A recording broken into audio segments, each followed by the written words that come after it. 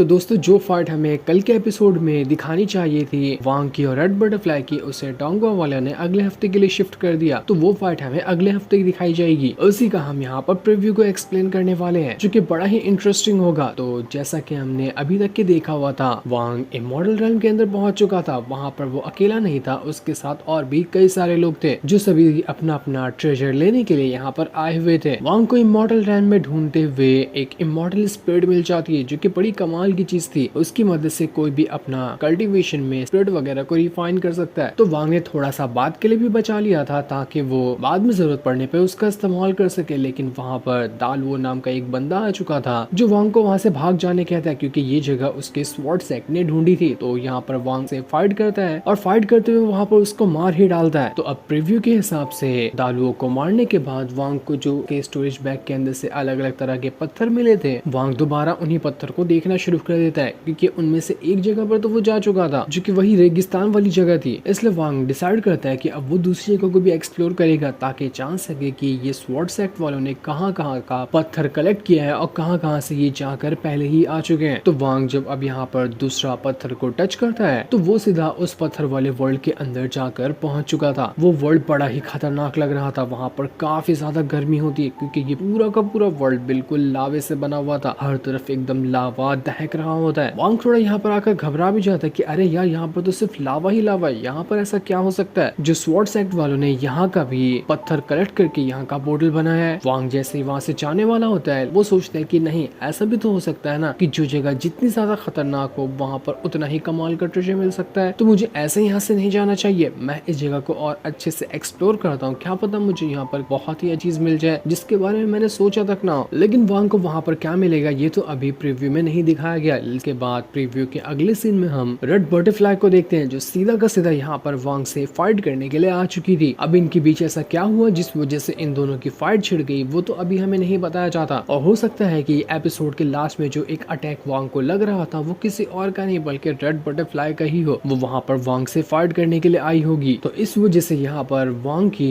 और red butterfly के बीच में बहुत जबरदस्त फाइट शुरू हो जाती है। दोनों अपनी पावर का इस्तेमाल करते हुए एक दूसरे के ऊपर अटैक करते हैं। वांग के पास उसका लाइफ और डेथ का आर्टिस्टिक कंसेप्शन था, तो वो उसका इस्तेमाल करता है ताकि वो यहाँ पर रेड बटरफ्लाई को रोक सके, क्योंकि रेड बटरफ्लाई बहुत ज्यादा भड़की हुई थी। लेकिन रेड बटरफ्लाई सीधा सीधा वांग से कह देती है कि तेरा जो आर्टिस्टिक कंसेप्शन है ना, इससे ज्यादा घटिया और इससे ज्यादा कमजोर आर्टिस्टिक कंसेप्शन मैंने कभी नहीं देखा। तो तू ये सोचना बिल्कुल बंद ही कर दे कि तू अपने आर्टिस्टिक कंसेप्शन की मदद से मुझे यहाँ पर हरा पाएगा, मैं तेरी जान ले लूंगी। रेड बटरफ्लाई के पास कई सारे आइस अटैक थे, तो वो अपना आइस अटैक एक्टिवेट करते हुए वांग के ऊपर जितना हो सकता था उतना ही ज्यादा अटैक करने की कोशिश करती है। वांग उसके अटैक से बच भी रहा था, लेकिन कुछ कुछ अटैक यहाँ पर वांग के ऊपर हिट भी कर रहे थे, जिस वजह से प्रीव्यू में कहीं कहीं जगह पर हमें वांग को दिखाया गया जो बराबर बर्फ में जमता जा रहा था। और ये वाले अटैक कोई नॉर्मल अटैक नहीं थे, बल्कि इस अटैक के अंदर रेड बटरफ्लाई का आर्टिस्टिक कंसेप्शन भी मिला हुआ था, जो कि इमोशनल लेस है। मतलब कि किसी के ऊपर भी अटैक कर दिया जाए रेड बटरफ्लाई के आर्टिस्टिक कंसेप्शन से, तो उसके अंदर से उसके इमोशंस ही खत्म हो जाएंगे, उसकी सारी यादें मिटने लगेंगी। जो भी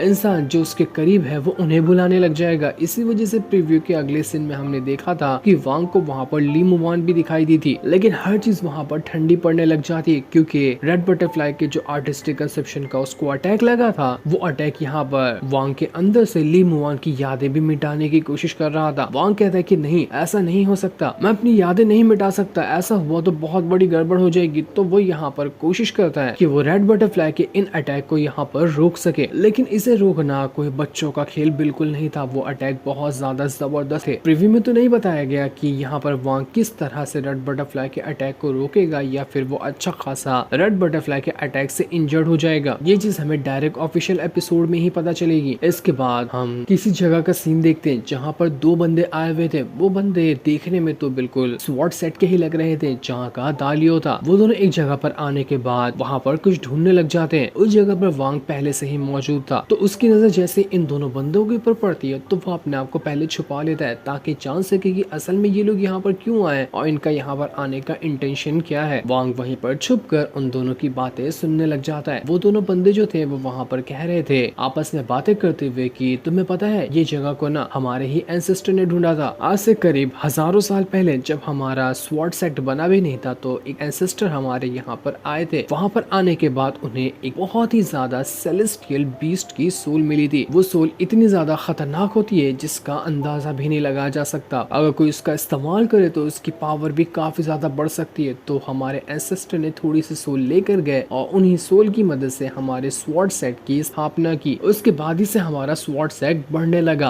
और उन्होंने इस जगह पर निशान भी लगा दिया था ताकि आगे आने वाली जनरेशन जो है वो यहाँ पर सीधा आ जाए और हमारी आगे आने वाली जनरेशन भी यहाँ पर आकर उस बीस्ट की सोल वगैरह का इस्तेमाल कर पाएगी अपनी कल्टीवेशन बढ़ाने के लिए। लेकिन दूसरा बंदा यहाँ पर पहले वाले बंदे से कहता है कि जैसा तुम बता रहे हो कि सेलेस्टियल बीस्ट की सोल है यहाँ पर, तो क्या वो सेलेस्टियल बीस्ट की सोल इतनी आसानी से हमें उसे लेने देगी? क्या वो हमारे पर बैकफायर करते हुए या फिर अटैक वगैरह नहीं करेगी? जिसपे पहला वाला बंदा कहता है कि हाँ बिल्कुल वो अटैक तो करेगी, लेकिन मुझे नहीं लगता कि उसका अटैक इतना ज्यादा स्ट्रॉन्ग होगा, क्योंकि वो जो सेलेस्टियल बीस्ट की सोल है ना करीब हजारों सालों से यहाँ पर पड़ी हुई है, तो अब तक यहाँ पर रहते रहते वो मेरे ख्याल से कमजोर हो गई होगी और उसका अटैक भी इतना कारगर नहीं होगा जिससे हमें कोई खतरा हो सकता है। तो हम बिंदास यहाँ पर जाकर इस सोल को निकाल लेंगे जिससे हम अपनी कल्टीवेशन पावर को इंक्रीज कर सकते हैं। तो वो दोनों बंदे वहाँ पर आगे बढ़ते हुए उसी सेलेस्टियल बीस्ट की सोल को ढूंढने लग गए थे। वांग छुपकर इनकी सारी बातें सुन रहा था। उसे पहली बार पता चला था कि इस जगह पर सेलेस्टियल बीस्ट की सोल भी है। इसी वजह से उसे समझ आता है कि यही वजह तो थी, तभी तो स्वॉर्ड सेट वालों ने यहाँ का भी एक पत्थर अपने पास रखा था, क्योंकि वो लोग यहाँ पर आते हैं सेलेस्टियल बीस्ट की सोल को लेने के लिए। और ऐसा ही पत्थर दालुओं के पास भी था, मतलब कि वो भी थोड़ी देर बाद यहाँ पर आता ताकि वो सेलेस्टियल बीस्ट की सोल को ले सके। मुझे पता तो नहीं है कि सेलेस्टियल बीस्ट कैसा और कितना पावरफुल हो सकता है, लेकिन ये सुनने में तो बड़ी मजेदार चीज लग रही है। तो वांग भी डिसाइड करता है कि वो भी ट्राई करेगा ताकि वो उस सोल को हासिल कर सके। इसके बाद प्रीव्यू के अगले सीन में हम वांग को देखते हैं जो आसमान में जाने के बाद अपना प्रैक्टिस कर रहा था, क्योंकि वो पाम टेक्निक जिससे